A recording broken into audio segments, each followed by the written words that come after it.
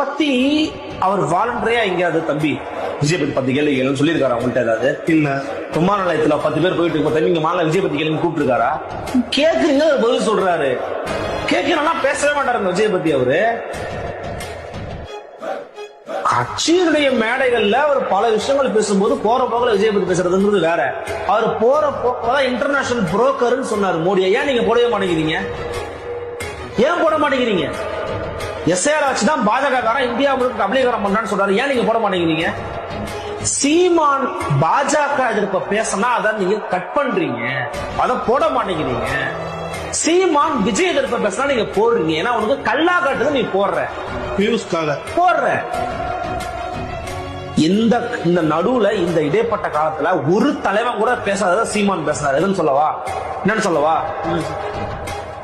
GST எல்லாம் நீ வரி பகிர்வெல்லாம் மாத்திருக்கிறாங்கன்னு நினைக்கிறீங்கன்னு கேட்கும்போது, அப்ப இதுக்கு முன்னாடி நடந்த அத்துவிழத்தெல்லாம் யாரு பதில் சொல்றது? மோடியை மன்னிப்பு கேட்க சொல்றீங்களான்னு கேட்கிறாரு. ஒருத்தன் பேசியிருக்காரா? ஸ்டாலின் பேசியிருக்கிறாரா? எடப்பாடி பழனிசாமி ஐயா பேசியிருக்காங்களா? இல்ல அந்த திருமாவளவன் பேசியிருக்கிறாரா? மோடி பொது மன்னிப்பு கேட்கட்டுங்க அப்படின்னு சொன்னாருங்க சீமானு. அப்ப பிரச்சனை என்னன்னா, ஆன்டி பிஜேபி பேசினா நீங்க போட மாட்டீங்க. ஏன்னா சீமான் பேசுற ஆன்டி பிஜேபி நீங்க விரும்பல. ஐயோ நம்மளோட ஸ்ட்ராங்கா பேசுற, அப்படியே ஒர்க் அவுட் ஆகிற போது கிரவுண்ட்ல அப்படின்னு நீங்க பயப்படுற. பட் விஜய் எதிர்த்து பேசிட்டா, திமுக பேசினா ஈஸியா இருக்கு. திமுக பேசுறது போட மாட்டேங்கிற நீ. விஜய் எதிர்த்து பேசினா உனக்கு கல்லா கட்டுது. அந்த பசங்க நிறைய பேர் ஆன்லைன்ல இருக்கிறாங்க, அவங்களோட ட்ரிகர் ஆயிடுறாங்க ஈஸியா. ஆமா.